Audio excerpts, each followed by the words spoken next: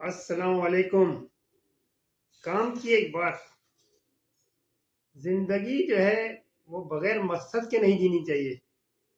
आपके सामने हमेशा एक टास्क होना चाहिए, उसका लाएमल कि मुझे क्या करना है। तो आप जब सुबह उठेंगे तो आप बगैर मकसद के नहीं उठेंगे, और आपको कुछ करने के लिए ऑलरेडी आपके पास प्लान होगा कि अब मेरा टास्क क्या है। और जब उन चीज़ों पे आप अमल करेंगे तो आपको एक दिन का काम नहीं होता। बहुत से मकसद ज़िंदगी के होते हैं जिसमें 1 महीना लगता है, 2 महीना, 4 महीना, 6 महीना। तो एक प्रोजेक्ट होता है, जैसे अभी एक प्रोजेक्ट खत्म हुआ, आपने दूसरा तैयार कर लिया। तो दिमाग को हमेशा अपने जो है ना एक्टिव रखें, एक्टिव।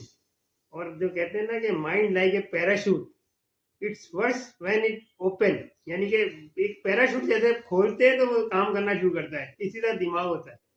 तो जब सोचते हैं और जब दिमाग की खिड़कियां दरवाजे खुलते हैं तो वो खुलना शुरू हो जाते हैं, फिर आपके ख्यालात में सारी चीजें आने लगती हैं। तो मकसद सिर्फ जिंदगी का यही होता है कि अपनी ख्वाहिशात पूरी कर ली, अपनी जो चाहा वो मिल गया, बस हो गई जिंदगी। नहीं, मकसद ये कि अगर आपकी अपनी जिंदगी की सारी ख्वाहिशात पूरी भी हो गई तो आप फिर उसको दूसरों के लिए सोचें कि अब जो है मेरे भाई बहन दोस्त यार, ऐसे सफेद पोश लोग जिनको आपकी जरूरत है, कि उनकी जिंदगी का क्या मकसद है, उनकी जरूरतों के बारे में सोचें। किसी की ख्वाहिशात पूरी करने के लिए नहीं सोचें। हमेशा मदद करें तो जरूरतों के बारे में सोचें। हाथ पकड़े उनका, उनको लेके चलें, उनको सपोर्ट दें। ये जिंदगी का मकसद होता है कि मकसद, बगैर मकसद की जिंदगी रखें ही नहीं अपनी। एक के बाद तो नेवर एंडिंग, कि आपके पीछे जब आप ये सोचेंगे तो आपके पीछे इतने लोग होंगे कि वो आप सोचेंगे जो आपकी तरह जीना चाह रहे होंगे, कि आप एक का हाथ पकड़ के ऊपर लाओगे, दूसरे का लाओगे, नेवर एंडिंग है। तो आप हमेशा बिजी रहोगे, एक अच्छे मकसद में रहोगे, और आपके अंदर एक एनर्जी रहेगी। और जब आप देने वाले बनोगे और जब आप दूसरों के लिए अच्छा सोचोगे तो आपके लिए खुद बहुत अच्छा होता चला जाएगा। तो करने वाला तो इंसान नहीं है, इंसान सिर्फ कोशिश कर सकता है। करने वाली जात तो अल्लाह की है, वो मदद करता है। वो फिर आपकी सोच से सोच बनती है।